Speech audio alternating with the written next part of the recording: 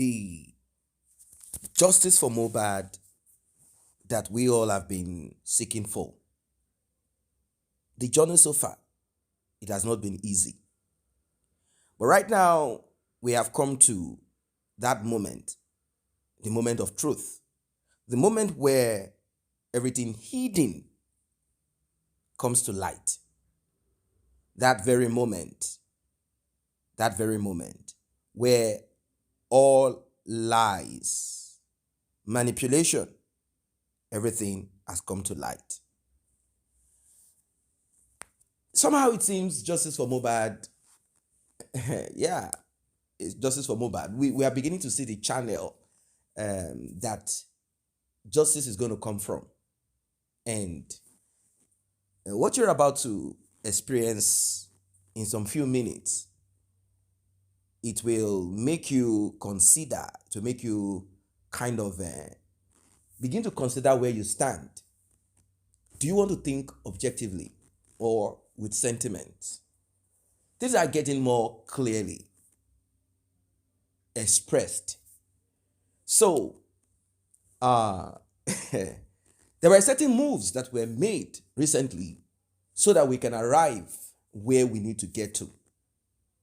But somehow, it seems that the only direction that we are being made to look into or at is just the direction of Cynthia. It is Cynthia. Okay. But is Cynthia the only one with Mohbad? 72, 48, 24 hours to his demise. That is impossible, right? Now, is there someone with Mohbad, around Mohbad, like a friend or friends? So, how is it that Cynthia is now the only one Mohbad's father's attention is towards? These are the questions that a lot of people are asking. And this is what Yomi Fabiyi is also asking. Why? How come? Why? How come?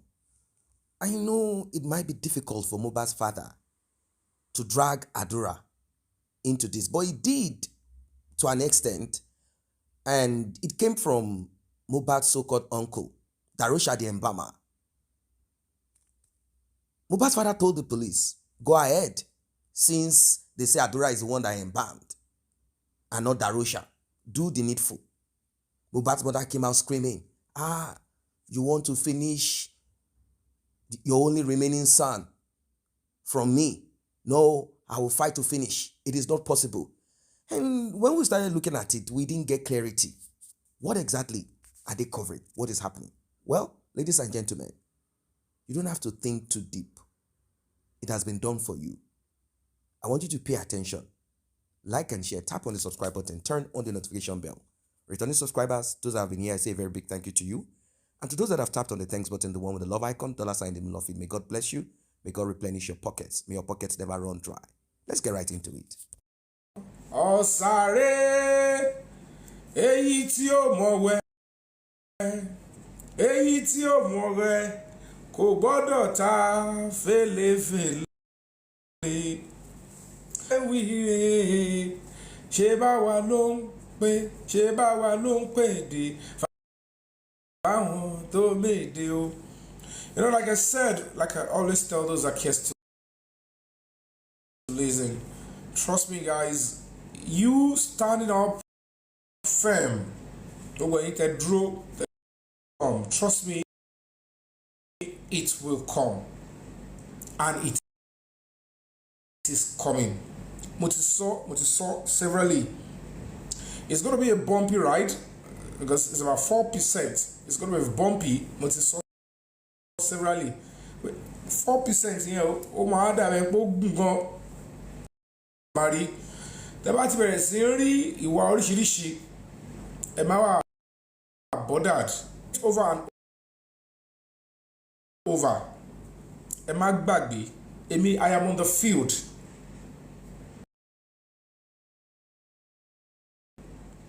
I am on the field. The reason why I cannot say some certain things is because no matter how serious or how cogent they are, if I lack evidence, I must not say it, because kò ní bójú mu kó jẹ́ pé rèmi náà bá ń di pé you are defamation or something tí o sì, but I can tell you for free bó ti sọ. I always put the cryptic message: blood is not family. Blood is not family. And I've said it over and over. Tí ẹ bá máa padà gbọ́, who and who is responsible for taking Mohbad's life? Who and who is accessory after the fact? Underline it. Underline it. Accessory after the fact. Lè gọ́gùn ẹ̀ kẹ́ wo meaning ẹ̀. All of you will be shocked. Oh yeah, díẹ̀ ẹ máa bẹ̀rẹ̀ sí rí oríṣiríṣi àpẹẹrẹ. Ẹlẹ́jẹ̀ funfun ni Mohbad. He is of a strong blood. Ẹ̀jẹ̀ funfun ni. And he will not go back into that soil. Tí gbogbo àṣírí yẹn bá tú tó dẹ̀ ná gbogbo àwọn tó yẹ kó nà ní pàǹṣán. He doesn't want to take their lives now.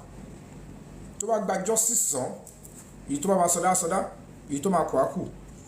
But before then, fúnra ara wọn báyìí, he wants everything to come to fore because naturally, tí ò bá kí n ṣe pé ẹ̀jẹ̀ ẹ̀ wà involve ni, wọ́n lè rí defeat. It will only take his own blood that he trusted so much. Kọ́ lè rí Musada sàn. If not, ẹ̀mí wọn ò gbé. And I always tell you guys, and I will tell you for free, spirituality controls the physical. You will see very shortly. And at the end of the day, you will know certainly that God in his infinite mercies, he never abandoned you, the public, and the masses. Because what all of us are fighting for in this Mohbad's case is germane, is sacrosanct, it is pure, and it is what the society needs. Supreme Iron Lady, I see you. Welcome on board.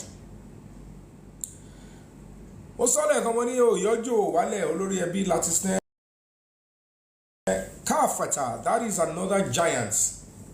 Trust me, at the end of justice for Mohbad, people like Olori Ebi will be receiving international awards. A lot of people on this stuff, if Mohbad eventually get justice, oh, you'll be happy today. No.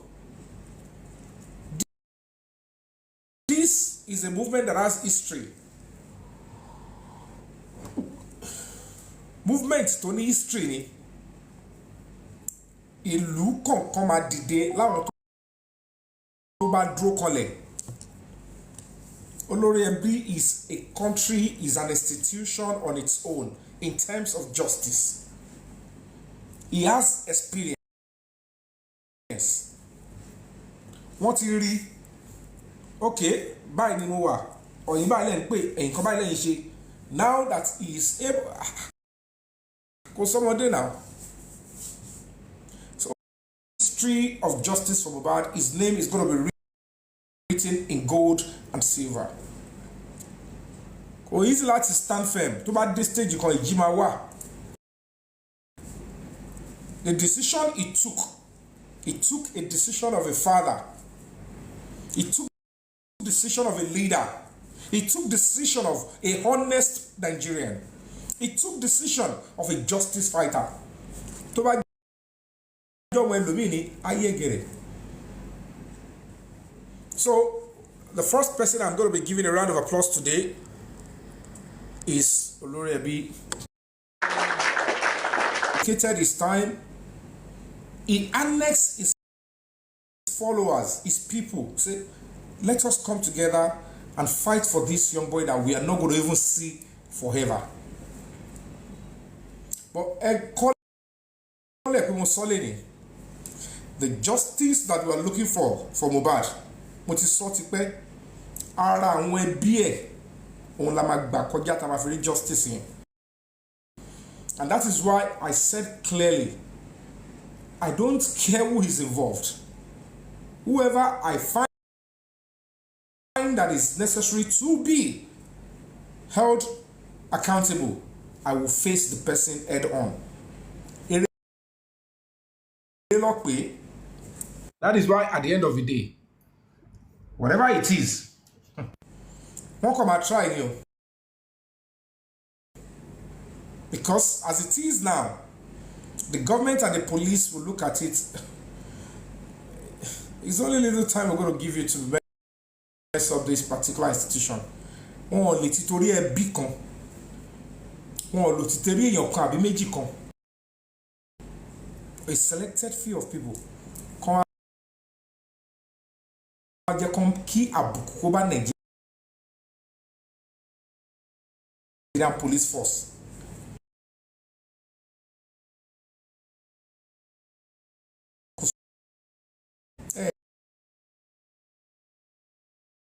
Tó bá jẹ́ pé ọdún méjì yẹn ló fẹ́ fi lo sáà ẹ̀ pé ẹlòmíà sẹ́ni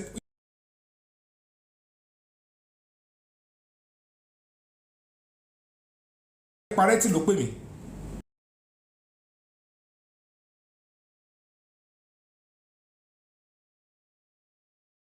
Rádúrà ń bẹ̀ o. And I got there. Máa yẹn sọ fún mi pé ayé parí sí bàbá bad no one time, no problem.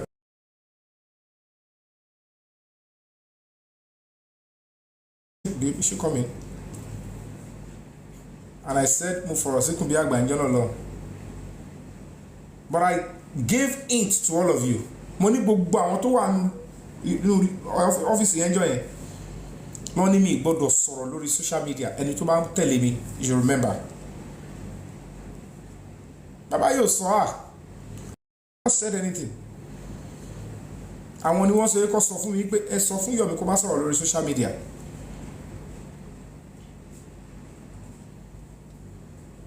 A power tap, whether accountability or whatever they're doing, and they said one no, we have 3 million lórí Damola.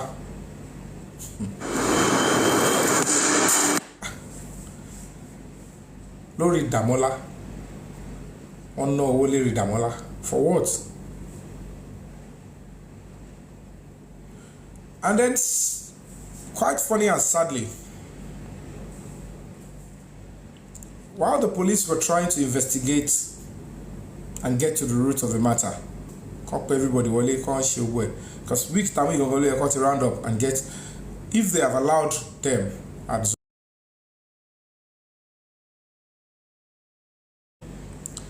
and owing to the presence of Damola in their bid on or before Mohbad was murdered, and his unilateral decision to delete a vital evidence that he had supplied in part, it is either Damola played a part in the murder or wants to shield the murderers from prosecution. It is pertinent under the administration of criminal justice that he is charged with criminal conspiracy to commit murder and murder on its own. Àmì pé ẹ̀sùn pé ó pa èèyàn, ẹ̀sùn pé ó da ọwọ́ pọ̀ pẹ̀lú àwọn èèyàn láti fẹ́ pa èèyàn, ẹ̀sùn pé ó ń dáwọ́ bo ẹ̀rí, ẹ̀sùn pé ó ń dènà de ó tún tọwọ́ bọ ẹ̀rí tó wà níwájú ìdájọ́. So the charges that he should be we're going to be getting there. Based on all the things that happened, we're going to be getting there very soon, that he has tampered with evidence, and of course, he's trying to obstruct justice, and then he's concealing of evidence, then conspiracy, criminal conspiracy to commit murder,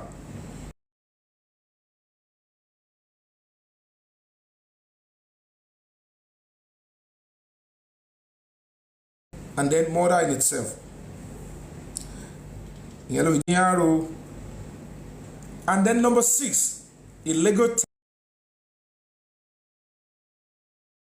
is likely to be charged with. And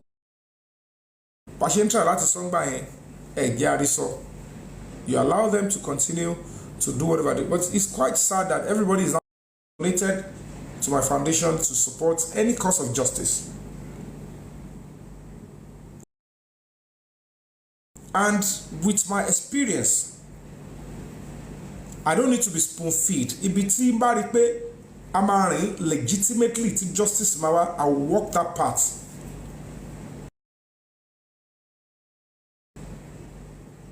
And I've said it repeatedly that I am not after anybody.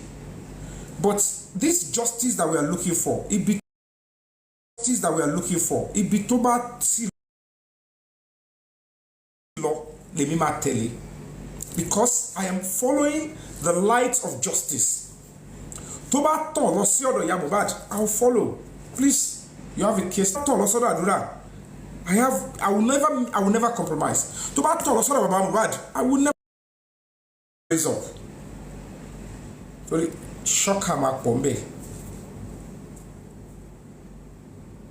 Ọ̀pọ̀lọpọ̀ ni wọ́n ti ṣe kíni, wọ́n ti tẹ̀sọ̀ àgbà mọ́lẹ̀, wọ́n ti ṣe ohun téèyàn kan ò yẹ kó ṣe. Téèyàn bá dẹ̀ ti ṣe ohun tí ò yẹ kéèyàn ṣe, á rí ohun tí ò yẹ kéèyàn rí. So they keep spending.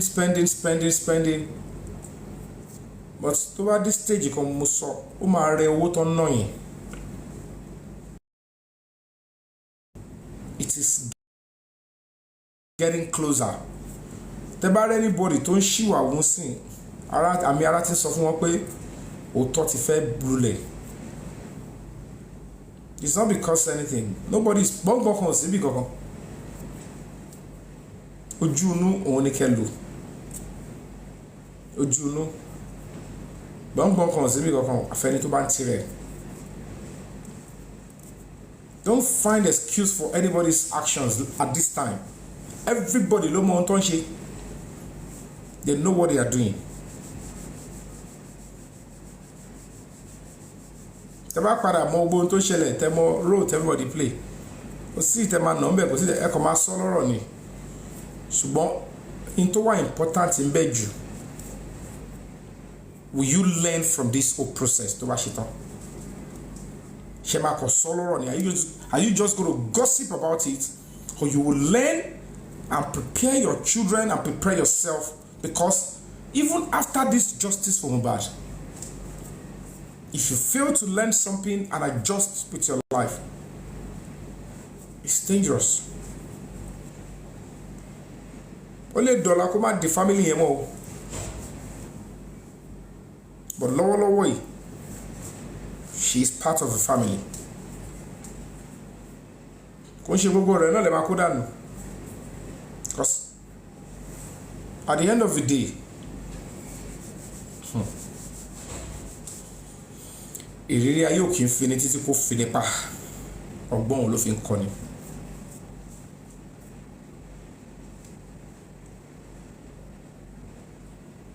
The Baba know why he would never want to work with me. I've told you guys. Mo ní mo afẹ́ ṣe protest. Olórí ẹbí ni wọ́n tètè gbọ́rọ̀ yàn ni. Maybe at that point he was still used to them. He wasn't really taking time to listen to me. Torí pé bó ṣe wà àwọn kan ṣe wà tó ń ṣe pẹ̀lú àbá yẹn. Àwọn míì náà wà tó ń convince olórí ẹbí yẹn wrongly against irú àgbà yẹn. So they didn't make him understand me very well. But even if I bring myself down to fight this battle, I know what I'm doing. I'm doing this for myself, for those Nigerians that were giving and sacrificing for people like me, my colleagues. I am fighting for my industry. I'm fighting for innocent children. I'm fighting for those fans that we see people like us abroad take care of us as if we are part of them. They appreciate what we are doing. Taba build what, and if these fans, Nigerians abroad, build us, support my career. I don't have to wait until I take over the industry before I start giving back. I am raised properly, I'm raised well. I know when to give back. Because time, if you go by your own calculation, you might not have the strength, the fame, everything again. Fame is not easy. Anybody can stumble into fame, but maintaining it is the problem. That's what is called fame. Maintaining it is where the name starts. I have never seen anybody eventually with what the Baba has been doing. You all will be shocked. Tí ma sọ. Ìyá Mohbad ò ṣe tó ohun tí Baba yẹn ti ṣe. But you, because they've staged some people to play some role, to do some fura. When I talked about me sacrificing my life to go and pursue the CCTV, also now, I told you guys what I went through. Money, I went there, I confided in him, I sent the location.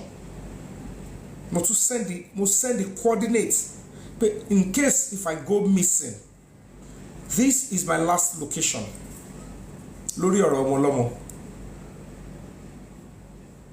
I gave the name of the hotel, my hotel room. Wọ́n ní nọ́mbà ni mi ò filẹ̀. Nọ́mbà ni tí mo fẹ́ lọ bá.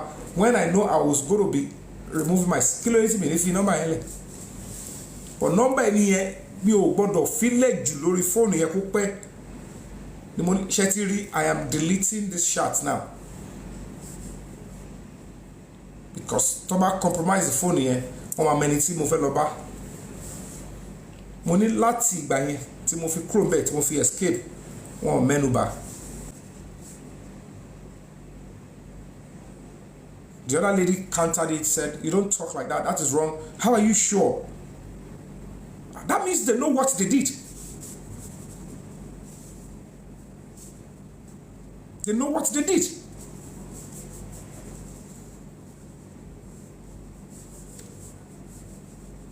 And they sent out the agent, they said it was a lie, nobody was running after my life.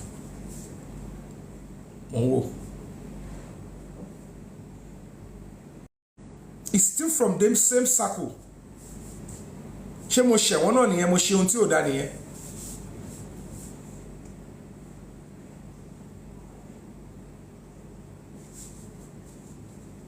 And what they did was they tried to put the man's image out, and they started lying again. It is one Biodun Lawal. They all belong to, they know what they were doing. All of you chose to overlook that.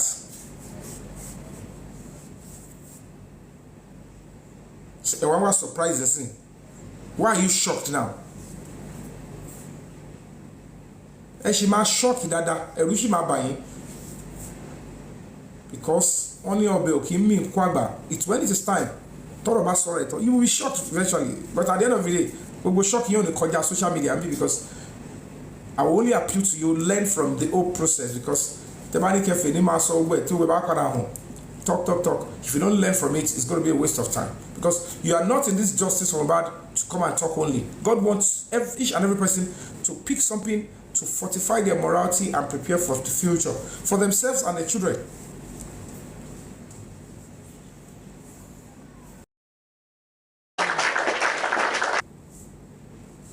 I wrote to the court where they are doing Damola's case. He has 5 count charges over there. But from his in this current time, tó ti gbé ti ọ̀tá yín ni ẹ ti back out nínú kéèsì tipẹ́tipẹ́ meanwhile àwa ò dẹ̀ mọ̀ àwa náà dẹ̀ ń ṣe ganu sí tẹ̀lé wọn anywhere you dey àwa náà máa wà ń bẹ̀ a máa pariwo pé if you abuse baba, if you do this, if you do that. Èmi ò mọ̀ pé mọ̀kànmọ̀kàn ló yẹ ní pé oyè ilé baba wọn sì máa padà gbé wọn jáde. Understand now nígbà tí bàbá yìí fẹ́ wá sí.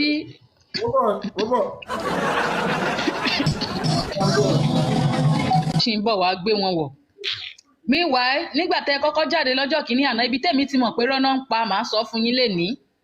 Ṣé ẹ mọ ọjọ́ tí ẹ mọ̀ pé ẹ ṣe múfì kan pẹ̀lú Murphy Àfọlábí ṣe mọ̀. Náà wá lọ gbé ìgbà tí àwọn mú yìí wá kùkùté tán fi dẹ èèyàn sí yín pé kán wá àtáàkì yín tẹ̀yìn fi wá sá lọ́ngbà yẹn ni wọ́n wá lọ wú fídíò tẹ̀yìn àti Murphy ṣe. Mo wá wò pé Murphy ti kú náà ṣé èèyàn máa ń kú Nàìjíríà bára ẹ̀ ní UK ni because I don't understand this. ṣé ẹ lọ pàdé Murphy ní UK at least téèyàn bá kú ọ̀run ni mo mọ̀ kó ń lọ kì í ṣe pé á kúrò ní Nàìjíríà lọ Europe torí tó bá gbé bó ṣe ń ṣẹlẹ̀ nìyẹn everybody pátá ni kú á máa wù kú gbogbo àwọn tó wà Nàìjíríà wọn á fẹ́ kú náà sódà ayẹyẹ ìbára wa ní Europe àníyàn àti ìjọra ẹ̀ wọ́n lẹ̀. sódà ọ̀gá mi ti sódà àtẹ̀lé ìbára wa ní Europe bọ̀ mo wá rí i pé ṣé Murphy yìí ṣó gbádùn ṣá ibẹ̀ mo ti wá kọ́kọ́ wò pé àbí dìdìrín ni lady yìí ni ibẹ̀ mo ti wá fi wé ó wá ní bọ̀bọ̀ kan báyìí tó máa ń pè ládùúgbò wa a máa ń pè bọ̀dá yẹn ní bọ̀dá Démọ́lá mo wá wo kárátà bọ̀dá Démọ́lá yẹn mo wá wo síwà tí Comfy ń wù mo wá rí i pé ó jọra mo wá ní so dìdìrín ni mo ti ẹ̀ ń tẹ̀lé látijọ́ ẹ̀ tẹ̀mí rò pé woman being bí mo ṣe jápa nìyẹn àtọjọ́ yẹn ni mo ti sá lọ tí ẹ rí mi lẹ́yìn ẹ̀ mọ́ torí kò ní dáa tán bá ń wo èèyàn gidi lẹ́yìn dìdìrín nígbà tí Murphy ti kú tí wọ́n ní òun ni Yọ̀mí lọ bá bẹ́ẹ̀ mo ti wò pé nǹkan ti ń ṣe woman yìí kò di dandan pé kíyàn sáré bá polówó mo mọ̀ pé láì sọ fún òun fúnra ẹ̀ gan mọ̀ pé kàn ń ṣohun torí nígbà tá ara wèrè máa ń balẹ̀ lẹ́ẹ̀kọ̀ọ̀kan tára ẹ̀ bá balẹ̀ tó bá padà lọ wo analysis tó ń ṣe yẹn a rí i pé nǹkan ṣohun lọ́jọ́ tó ń ṣe analysis yẹn. So nípa ti bàbá náà wá bàbá ti fẹ́ sọra wọn di francas ṣẹ́gẹ̀ bàbá ò sọ fún wa pé francas làwọn fẹ́ sọra wọn dà so kí bàbá bá pẹ̀lú bí bàbá ṣe ń ṣe lọ yìí a jẹ́ pé bàbá ní ẹbọ lẹ́rù definitely ṣe rí àwọn tó ṣì ń pariwo tẹ̀lé pé if you come for bàbá tó ṣì ń ṣe if you come for bàbá lọ́wọ́lọ́wọ́ náà wọ́n ti jẹ́ ká mọ̀ pé àwọn wọ̀nyẹn ni wọ́n rà wá sínú wa ṣẹ́gẹ̀ àwọn wọ̀nyẹn ni wọ́n kó wá láti other side pé kí wọ́n máa ṣe if you come for bàbá táwa ń tẹ̀lé wọn ní àtijọ́ yìí àwọn wọ̀nyẹn ni wọ́n kò ń ṣe pé wọ́n ń confuse wọn ṣé rí gbogbo wọn yẹn cancus kan náà jọ wà àti bàbá o àti gbogbo wọn o they are in the same cancus ṣẹgẹt tó yẹ pé wọn á máa sọ pé ó yá bàbá lọ ṣe gbá lọ ṣàwọ lọ sọ̀rọ̀ lọ pé àwa máa defend ẹ tó bá ti ṣe now látọjọ́ aláǹwá CCTV camera láàrin èmi àti yín bàbá ṣé nínú CCTV camera àti DNA test tẹ́ fẹ́ ṣe èwo gangan ló wà very important jù nínú méjèèjì èwo gangan ló yẹ kẹ́ ẹ fara mú jù nínú méjèèjì kí n ti wá pẹ̀lú DNA tẹ́ fẹ́ ṣe kí ni ti wá pẹ̀lú DNA tẹ́ fẹ́ ṣe DNA tẹ́ fẹ́ ṣe stand fún royalty Mohbad definitely you let us know that you are fighting because of Mohbad's royalty jà nítorí justice immediately when we public switched to CCTV ẹgbàánájẹ pẹ̀lú àwọn tí wọ́n kó wá láti other side pẹ̀lú àwọn tó jẹ́ pé wọ́n lọ́wọ́ nínú ikú Mohbad táwọn wọ̀nyẹn ti fowó rà wọ àárín wa ẹ turn back sí wa ẹ bẹ̀rẹ̀ sí ní jẹ́ kán lọ wọ́n máa wúlé ara wa èmi tí ẹ ń retí pé kẹ́ ẹ wú ilé tèmi jáde ẹ ti get inú igbó ni mò ń gbé jọ́tẹ́ bá ti wúlé mi jáde àjọ máa gbé inú igbó nítorí ẹ̀yin fúnra yín náà ń bọ̀ Nàìjíríà wá gbé inú igbó so inú igbó nílé tèmi wà so kẹ́ wúlé onílé láti ibì kan síbì kan ẹ wúlé onílé ẹ gbé wá sórí social media ẹ mú ìyá oníyá. They have some set of terrible criminals don't act won't penetrate into they can bypass, they can enter into anybody's phone and then they'll be digging up things to attack anybody to ban sorrow. And that is why the Muiwa guy was so much interested in whoever they were sending, we call it hack, into a database to have a threatening a lady. And you all could see that lady switched immediately. Only in Koko Shomo, Ọlọ́pàá, òun ní ọlọ́pàá kan lẹ́ni tí èmi agbé ọlọ́pàá lọ sí estate Mohbad inú ilé ẹ̀ ni ó ti kọ statement lọ́wọ́ rẹ̀. Blogger àwọn kẹ̀rẹ̀rẹ̀ ló ń parọ́ pé èmi o irọ́ ni o lady yẹn kò gbé bẹ́ẹ̀ o ìkọ́ máa ṣẹlẹ̀ òun náà wà ń tẹ́nà. The question is, if this lady has been doing this and the Baba is allowing her to continue to do that, gbogbo yóò fura pé ṣé ẹni tó wà nínú òyìnbó ni ẹ máa dúró tì tó ń bá yín wá justice for wọn ni àbí human rights organization actor tó ń rìn tó ń gbègbèsè tó ń ti ojúbọ bí tí ó yẹ kó tojúbọ to ensure that your son gets evidence kó lè rí justice while the woman is trying to bring me down condemn everything and be tampering with witnesses. Kẹgbọ́n kọ́ sọ̀rọ̀ ní sáìdì bẹ̀yẹn. Gbogbo yín ò fura láti gbà yẹn. Ọlá pé mi jẹ́yàn tó yẹ pé I am strong headed ibi tẹ́mi lọ lè mi face. Tí máa wo gbogbo ọwọ́ yẹn, no real activist will naturally say, okay, let me continue to flow with these people and just let me back down. An activist will fight on. But only cowards will look at and say, how do people in here fighting war? What I found people have came That is why you realize that all other activists, they saw the sign and they backed out. Because to fight this particular kind of crusade, Ogbodon needs structure to strong. But Ogbodon need that tenacity to fight whoever. Normally, on a good day, me if I'm so strong to your fi tí ó ṣe bóyá ohun ẹlẹ́dàá Mohbad tọ́dẹ̀ fi rán ẹ pẹ̀lú àwọn tó ń gbé yẹn bẹ́ẹ̀ gbogbo yóò bá ti ẹ̀ rí tẹ́ fún mi support nígbà yẹn is enough for me to look at a normal person look at and say ṣé mi ò mọ̀ pé ọ̀dọ̀ angle sákù bàbá yìí ni mo dẹ̀ sọ́ngbà yẹn mo ní gbogbo ọwọ́ tó ń gbé tó ń block ní ọ̀dọ̀ bàbá yìí gbogbo ẹ̀ tí wà wọ́n yóò gbọ́ tẹ́ bá ti ẹ̀ rí ti mú ìwá yẹn ṣé ẹ̀rí gbogbo àwọn tó láwọn kóra àwọn ọjọ́ tó ń ṣe ṣé ẹ̀rí ti lady tí gbogbo yín nísàlẹ̀ ti kọ́ tó dẹ̀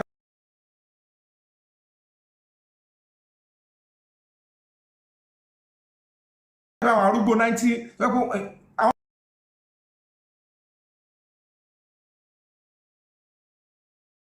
tó tiẹ̀ ti di arúgbó tẹ́kùn wọ́n ti wọ́n bí 150 gan yìí wọ́n kò rí bẹ́ẹ̀ òun yìí nìkan ló dìbọ́ǹkì gbogbo wàhálà CCTV inú bí CCTV ló ń dìbọ́ǹkì 3 seconds ló ń dìbọ́ǹkì tó bá ti pé kìíní yóò jẹ́ lọ wọ́n á tún lọ re-strategize àtújáde padà wọ́n lè láwọn lórí òkè àbáwọn gbáwẹ̀ wọ́n gbé àwẹ̀ lẹ́ǹtì déwé lẹ́ǹtì tó bá rí pé òun ti dé chance kan tó ti pull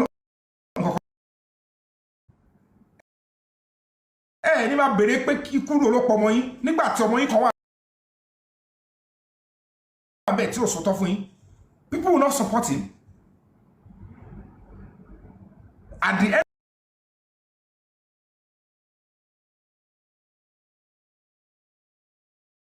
ẹlẹ́dàá Mohbad tí tó wá bẹ́ẹ̀ mi sọ̀rọ̀ tábà ṣe ibẹ̀ ni mo ti bẹ̀rẹ̀ sí rún èmi pa ibẹ̀ lọ ti fún yín òṣèlú bẹ̀rẹ̀ àwọn ẹ̀yìn kò rí bẹ́ẹ̀ ẹ̀yìn rẹ̀ Ọlọ́run rẹ̀ o. At the end of the day, nígbà tó tún nípa tún ṣe wàhálà tó jẹ́jà máa rí ọmọ yẹn mú tó rí tán padà tí wọ́n pe bàbá ìjọ tó kú bàbá tó dé zone 2 yẹn ìjọ yẹn lọ gbé kéèsì yẹn kúrò mẹ́. mo lọ pé kí lọ fèsì sọ̀rọ̀ láàárọ̀ kó tó dìrọ̀lẹ́ wọ́n ti yanjú gbogbo ẹ̀ wọ́n ti gbé kéèsì kúrò.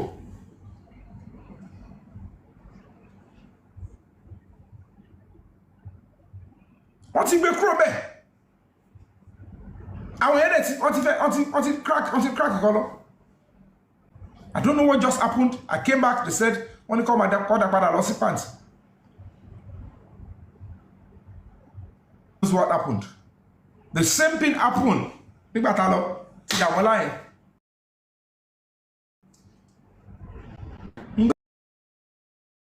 Kéèsì Dàmọ́lá mo wí kí ni public money ṣe níṣe pẹ̀lú ọ̀rọ̀ Dàmọ́lá? How did they spend 3 million?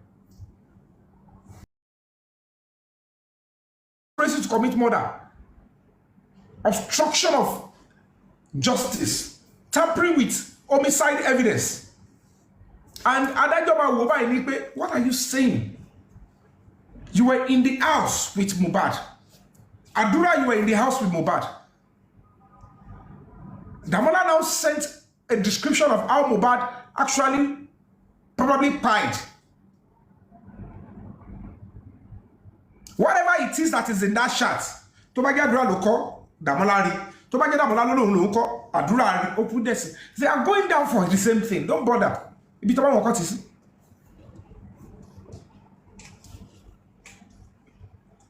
But I've been able to be honest with you guys. It wasn't an easy task for me to say, Baba Mohbad. It calls for serious concern. And the Baba is not addressing it. And I was getting angry that, really? Master, it's quite unfortunate. I kept on. They thought by escaping Adura and Damola away from zone 2, they've saved the day. That's not the power yet. Wanting dig law, wanting the war about Wale. They want the Baba to establish some certain things, and then they will still go for that one. I don't know what they did, how they did it. They said, take it back to Panti, thinking that is where they will be comfortable. Thinking Yomi will not have a say there. Thinking would have arranged some lawyers to say, Echo, and then the Yomi will be silenced. I am a convener of Break the Silence Foundation.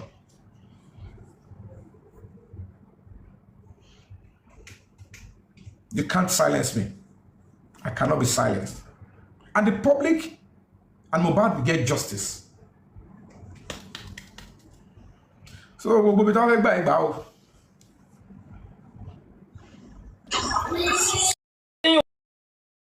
gbọ́dọ̀ gbàdúrà kéèyàn pàdé wọn ni láàárọ̀ ọjọ́ ajé yẹn wọ́n bá ti orí accord wọ́n máa sá kiri ni bàbá yẹn kí ló yẹ tó ṣe ń pretend why tó ṣe ń pretend tó bá bọ́ síta ọ̀tọ̀ nìkan tó máa sọ tó bá dẹ́yìn ọ̀tọ̀ nìkan tó máa sọ kí ló dé tí bàbá yẹn ṣe ń ṣe báyẹn because accusations. bí bá ṣe ń sọ̀rọ̀ yìí bàbá yóò pè mí lẹ́ẹ̀kan rí pé Mr. mi ẹ máa ṣe gan ẹ máa kúrò wà. And the last time tí Mr. Muiwa because mo wà lórí show yìí lọ́jọ́ tí Mr. Muiwa yẹn tó ń sọ pé àwọn máa ṣiṣẹ́ papọ̀ tó ṣáà ń ṣe bẹ́ẹ̀ ni pé òun ń bẹ̀bẹ̀ òun ṣe kíní kan àwọn ọmọ ẹ̀mí believe pé àwọn people yẹn náà mislead bàbá yẹn bóyá bàbá. It's possible, but the fact remains that I have always tell you people, Nigerians, Africans, let me be honest with you, blood is not family. And when as you are fighting for a case like this, stop unnecessary sentiment. Ejo, what do you think I want to achieve by pursuing a case? Dragging doctors in dragging yẹn ti pọ̀ jù. Àwọn aláìmoore ló pọ̀ ní Africa o, so I'm sorry to say. I live my own job. I live my own professional job. Timothy ṣe for 20-something years. In fact, irú family wo ni bọ̀bọ́ yẹn yà sí? Ìyá inú ẹ̀ ò dá, kò like ọmọ tó bí, bàbá náà owó lásán náà wà after. Irú ẹbí wo nìyẹn? Sometimes inú mi.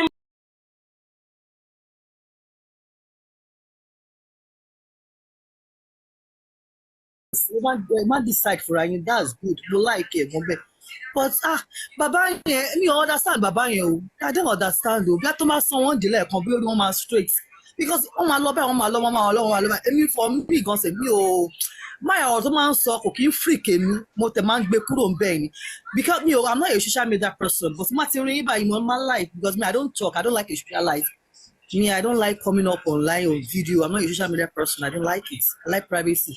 But what mo wá rí pé kí ni odidi star tó lórúkọ. And I would like to advise you for something if you can do it. Kò bá pay you. Ìbádí kẹ́ lè try láti connect very dark man. Òun náà strong bẹ́ẹ̀ náà ni òun náà ní determination. Wọ́n fẹ́ ṣe nǹkan. Wọ́n ti ń dàlámù, wọ́n ti ń bá wọn. Tó bá lè collabo papọ̀, tó bá lè join hands. And legitimate grounds to say we want to, put up a peaceful demonstration. It's like a solidarity demonstration in support of that confession. So for that reason, we're going to be tagging it a sensitization protest. So we're going to be having a 3 days protest. So we're going to be looking into that so that the justice that would require and would demand will serve. They couldn't achieve what they wanted to achieve 4 days ago, and that is where the justice is coming from Mohbad, because lo and behold, They have no choice. It's too late for them. Whatever they're trying to do, saying, okay, let's take the case away from zone two. The reason why that will be is because they have seen what is coming. And they must have told them at this point, one thing will lead to another. And ẹni pé Dàmọ́lá yẹn ṣe bó ló ń ṣe yamayama ẹni pé fúnra ẹ̀ ló máa change òun padà very shortly. Ẹ má travel rárá fúnra rẹ̀ pẹ̀lú ìrọ̀rùn. Torí pé ẹ bá sọ pé ọ̀n dragi ọmú yàn sọ́wọ́. Èyí tá a fẹ́ mú sọ́wọ́ ń sìn ẹ rí i pé àtẹ̀bí ẹ̀ gbọ́n ló máa pariwo síta pé níbo kò jọ rárá ẹ bá wo rọ́bọ̀. Eléyìí kò sí ọlọ́pàá tó lè save ẹ̀ kò sí lọ́ọ̀yà tó lè save ẹ̀ kò sí bóyá fẹ́ ṣe ẹ rí i pé fúnra ẹ̀ ló máa change òun padà pé àṣebí mò ń bá yín ṣeré ni báwo ni mo ṣe máa ṣáàtì yín ẹ wo ẹ fèsì àdúrà gẹ́gẹ́ o wọ́n tẹṣọ́mọ̀ yẹn wọ́n bí wọ́n bẹ́ẹ̀ mo bẹ́ẹ̀ sọ olóòdọ̀bálẹ̀ olóòbẹ̀bẹ̀ ó yẹ yín ẹ ríran wò ẹ rí i pé fúnra ẹ̀ ló máa ṣe kí ni ló máa mọ̀ lára nígbà tó bá rí pìtìpìtì ayé tó bá yẹ pé sóhun tó ń pè láyé rè so this is what I will be facing so this is how I'm going to end my life ẹ̀kọ́ tẹ́ tó lẹ́yìn ó ti tàn at the end of the day he will come back and say I don't know, this is how wicked this world is. And then they will be able to. So, Emma will know. So, they will understand. We are going to be forging ahead and nothing they happen. Atu depan pele fún wọn gan ni. Atu fẹ́ kó wá. Ṣé pé aṣọ fún pé yẹn wà ńlẹ̀. Àwọn kan wà tó ṣì ń ṣàyẹ̀ gbangba tó yẹ pé wọn mọ̀ gbà tí Mohbad kú o. Ṣùgbọ́n wọ́n lọ ń sábà wọ́n sìn. Àdàkẹ́ káwọn yẹn náà tún wọnú páńpẹ́ yẹn. Àti rí flashes lára wọn. Wọ́n máa wọ̀ fully. And the authorities will know that they are part of it. The same police will pencil all their names down.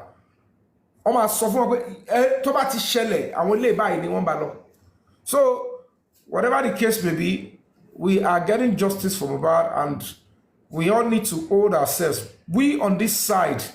So, so we are justice for Mohbad promise. So, I don't know how we're going to call it, but we just have to differentiate because we cannot continue to, be with these people and say, oh, justice for bad, I just nah, Bobo. We have to differentiate and put those people, put them where they actually belong. Whoever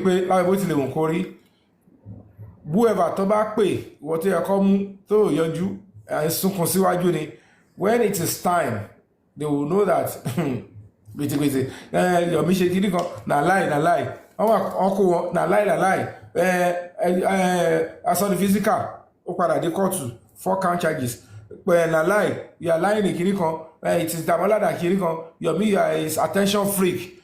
Ode Kirikiri. Attention freak. Only 5 count charges. Attention freak.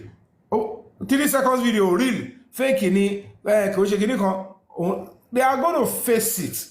Really many to buy people. Don't tell one gbogbo àwọn onídọ̀tí àwọn lọ́yà tó kójọ ẹ̀ wọ́n tí really understand torí wọ́n believe pé everything is about money gbogbo wọn kọ́ lówó ó jìnà síra wọn gan ó jìnà gan bàjẹ́bàjẹ́ ẹ wo bí alára òun ló ń gbáraga o alára òun ló ń gbáraga they don't know people keep judging you by what they see here and they keep messing around and they don't know ọlọ́run jẹ́ kó tó yé yín. ẹ kúrò lẹ́sà. Welcome back. As you can see, this is a serious matter. It's a serious matter. It's not a joke. It is not a joke.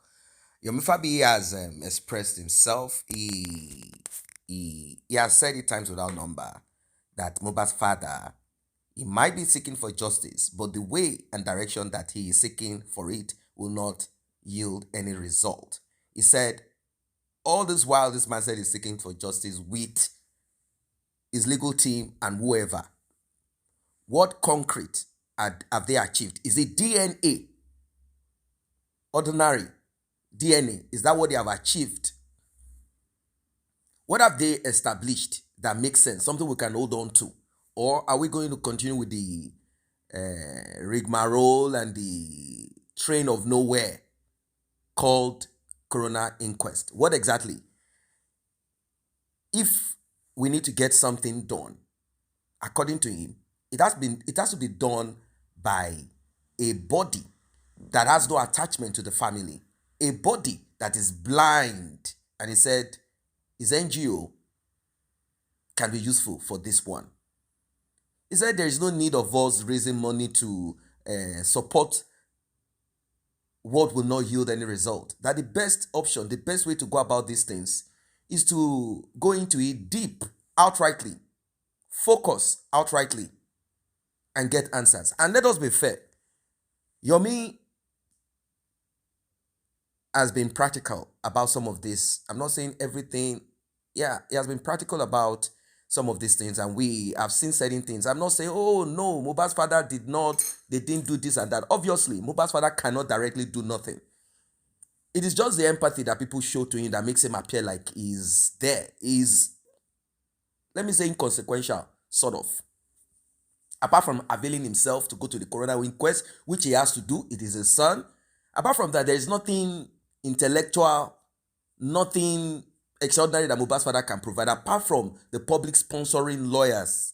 Because the man has not said much that can give us who killed Mohbad, apart from him saying there is someone that is Cynthia's man friend that are the ones, that and that. Apart from some of those things, people didn't even get answers as clear as they wanted, like, who told you that Mohbad died? Which day did they tell you? Some of these things is like, there is some kind of uncertainty here and there. So I'm not going to say is of no use. I'm just saying is inconsequential in the direction of justice. Like, getting justice is inconsequential. Yes, he has been going around, which is something. Don't get me wrong. What I mean is that he cannot effectively get justice. He can support to get justice, but it can't be effective. The effectiveness that I'm talking about is investigators, people who are rallying people to protest, people who are pressing hard. Is it going to the court? Is it getting, that's how this justice can be gotten, because we know that in this climb that we are, you will barely get justice. Not because you offended anybody, but because certain people will sit back, decide within themselves that you do not need justice. They will decide that you are unimportant. It's like they cannot be bothered. I'm talking about this lackadaisical attitude. They choose and pick what they want to get justice for or what they want to press for. Moreover, is there money coming out? No. We've heard the times of that number from Yomi Fabiyi, how many times he has to give money. It's called bribe, but they call it mobilization. To an extent, well, those police will say, government is not funding us. We have to fuel car. These are criminals. We have to fuel. In fact, at times there is no petrol to switch on generator in our police station, and this and that. Wow, they say a lot of things. To an extent, some of those things are real. But the thing is that these are a bunch of corrupt people. That petrol station, fuel, police car, police, there is a whole lot of, and they are terrible people. They are criminals. So they make sure that things don't work so that they can fleece members of the public. From time immemorial, we've known that police officers are thieves. They go around extorting members of the public. If a crime happens anywhere in a street, police will come after thousands of hours and then arrest everybody they see. If you're a passerby, you have no business, they arrest everybody. The next thing is, your family must come and give us money before we allow you out. If you're not careful, if you're unfortunate, you'll be surprised that you were picked on the street where crime happened and you don't even know nothing about it. You will be picked, and next they transfer you somewhere and use you to, switch somebody else. Take videos and pictures of weapons in front of you, and they make some useless press conference like the kind and type where they said Mohbad bled profusely. We don't even know where and how. And that's the end of your life. If you are unfortunate to come from a family where they don't have connection or money, you'll be surprised that from one place you end up in another place and you cannot even understand.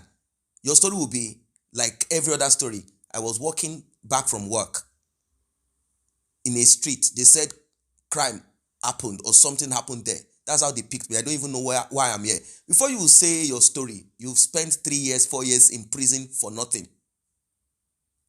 For nothing. This is the reality that we are talking about. So the case of Mohbad's justice, somehow certain people have looked at it and they are of the opinion that we might never get justice. ever, but I believe strongly we will. I also know that time is of the essence. I mean, many people are tired of this long wait and this never ending circle of seeking for justice where it seems the justice cannot be gotten. I do understand that part of it. Well, it is what it is. What I just know is that, or what I've come to realize is that, as it is right now, a lot and I mean a lot of people are kind of not in support of Mohbad's father again. There is this lack of trust. You know, people are not comfortable anymore. There's this lack of trust. They believe that Mohbad's father is holding back. They believe he's holding back, and he is not being truthful. Like he's not being real with them. He's not being realistic with them. They believe that he is just kind of playing pranks with them, and he's not doing the right thing. He's not doing right by them, and he cannot be trusted. They they believe that he is managing truth. Let me put it that way. That's their belief. Like he's managing truth and is not forthcoming. And you know, I don't know what your thoughts are as regards this matter.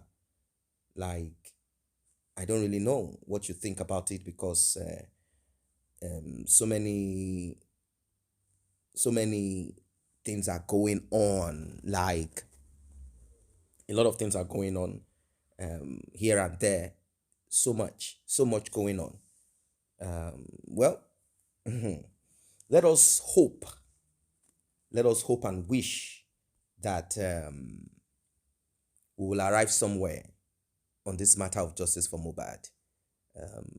If not, it will become what they call fracas, where people will be dragging each other endlessly for nothing. And I don't think that's where we want to be. We don't want to be there. We don't want to be in that space where there will be just some kind of senseless dragging up and down, senseless dragging of each other. That's not what we want. What we want is real justice, and that justice must be gotten and it must be served.